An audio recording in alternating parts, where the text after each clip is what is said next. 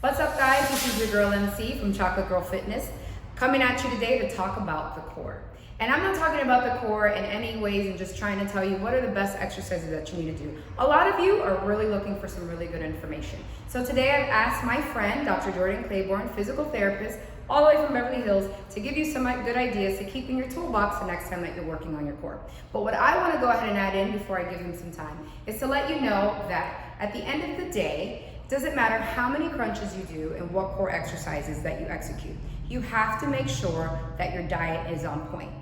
Leanness is how you're gonna be able to see your core, but that's why I want you to focus on your core more so as a muscle that supports your back and your spine. Check it out. Thank you so much, MC. What's up, guys? My name is Dr. Jordan Claiborne, owner of Body Remedy Physical Therapy here in beautiful Beverly Hills. As a former college athlete and a doctor of physical therapy, the first thing I think when people come to me asking me how they can get a six-pack is, you're worrying about the wrong things. To me, it's more about stability, control, and strength, which all work together to stabilize the spine and keep you safe, keep you from coming into my clinic to be treated for back pain.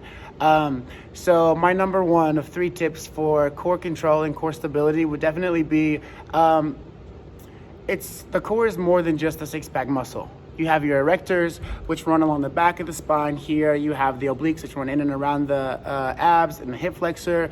All those muscles that originate and attach in the hip, in the back, and in the front of the torso, they work together to protect the spine, and you don't want to leave those guys out. Also, number 2, you definitely want to stay away from risky exercises.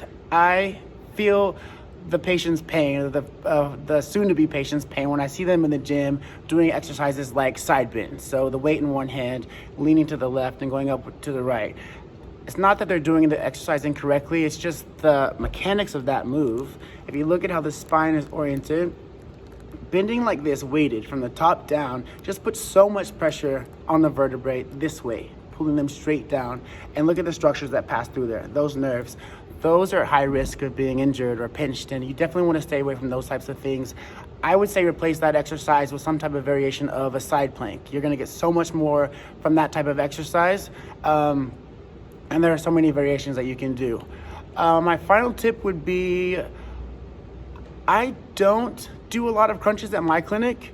I do see the benefit in doing them, but I tend to make it more about, as you could have guessed, stability. So it's all about a stable torso, a stable core, and movement of the extremities about that stability, about the stable core. So you'll see me doing a lot of pull-off presses, bird dog variations, plank variations, push-up variations.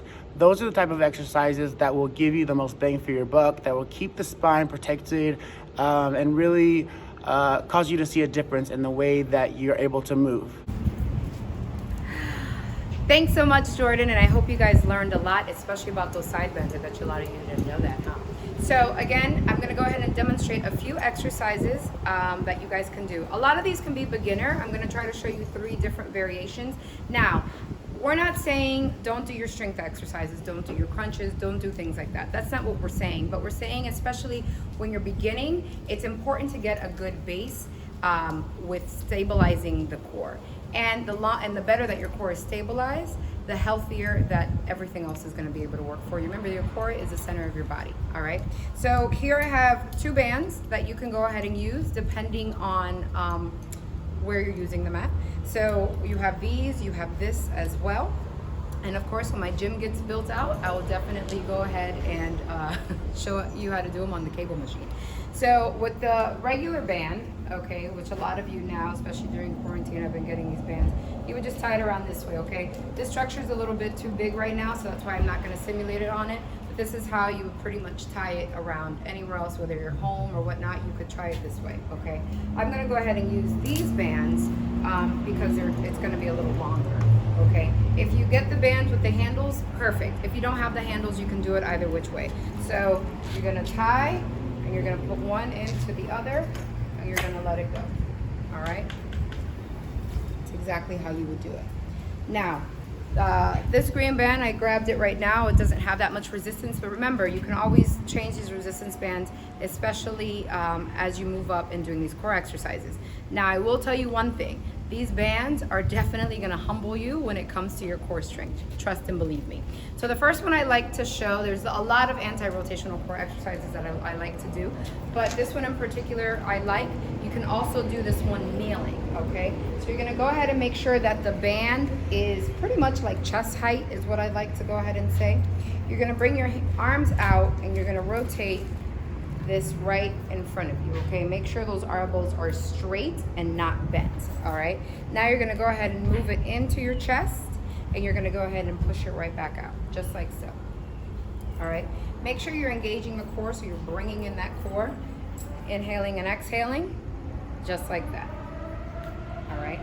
This would be the Pallof press. It's your first exercise that you can go ahead and incorporate. And like I said again, you can do it on your knees. Now, what you do to one side of the body, you have to flip around and do it to the other side. Same thing. You would turn it around, and you would press, and bring it back. All right, that's your Pallof press. Keeping with the same band, we can go ahead and do anti-rotation chops. I know a lot of you have watched this done, especially on a cable machine, but before you should start off with the bands, and before you start adding weight, you should definitely try to strengthen it and your core this way. Okay, so with the rotational chop, there's a few ways you can hold it, but we'll do it this way. So you want to go ahead and open up those legs a little wider than shoulder width apart. Make sure that your hips are facing forward. All right, so you're going to stretch the arm out. You're going to bring it to center, exhaling, feeling it all throughout your obliques, and rolling nice and slow back. Okay, giving yourself a nice rotation, 2, nice and slow back. Now you're not gonna go with it. You're gonna make sure those feet, knees, everything is pointing straight forward. It's almost like if you're taking your back and you're stable and you're just moving the top part, okay? So you're right here, boom, exhale, inhale, boom, same thing. Now again, we do it to one side, you're gonna turn around and do it to the other. All right, the next exercise I like to do is the bird dog. So we're gonna go ahead and bring this same band a little further down. Now with the bird dogs, you're gonna go ahead and come onto your knees. If you follow me, you know I do this exercise a lot. It really is a great exercise. As you get stronger, there's lots of different variations that you can do, okay? With the bird dog, I don't use the handle because you want to make sure that there's enough tension on this to get your crunch, okay? In the beginning too, if you can get a mirror or some way that you can watch yourself to make sure your arm isn't out here, you want your arm to be directly underneath your shoulder. You're gonna extend out, just like this, nice and flat, core engaged. You're gonna go ahead and crunch in, elbow to knee, and extend out. Crunch in, elbow to knee, and extend out, just like that. Exhale, crunch in, elbow to knee, and right back out, all right? Some of you guys in the beginning, depending on your core strength, will begin to wobble. If that's the case, then just stay here and do the stability exercise of just staying, okay? Then maybe move in, and if you start to wobble, that's as far as you can go and extend. But at the end of the day, the exercise, you wanna go ahead and crunch in, okay? So opposite arm, opposite leg, you would do a few exercises on one side, you go ahead and flip and do it on the next side. All right, so your next exercises, like Dr. Claiborne said, go ahead and doing those side planks are gonna be better than those side bends. Remember, your spine has nerves coming out, so a lot of you that are looking at having that kind of back pain and agonizing and not know where it's coming from, if you're really trying to strengthen your core, you wanna make sure that you're not putting any extra added stress on the back. So I'm going to show you how to do some side planks. I think everyone pretty much knows how to do them, but just in case. So remember with the side plank, it's all about positioning. So you want to make sure that you're truly in a straight line, okay? You're not in your shoulder, you're coming out of your shoulder. So you're nice and propped up. So probably a lot of you might need to just start off just push it, coming up and holding, right? A hold, thinking isometrically on this side is one thing. You bring yourself down. If you need a little bit more stability, you can bring that knee on the bottom, curl it underneath, and come up right here, okay? This would be your next exercise. Now, if you wanted to get a little bit more advanced with these, there's a lot of great ways that you can play with doing ab exercises without necessarily adding in weight, okay? So you can go ahead and come up, and this would be a more advanced exercise, right? Coming in just like this and doing that to the other side, all right? Then you have your side bends where you can, or your side planks, where you can come up and then hike the hip up and down. So you're doing your little dips, same way, okay? Giving you kind of that same simulation, a little bit like the side bend, all right?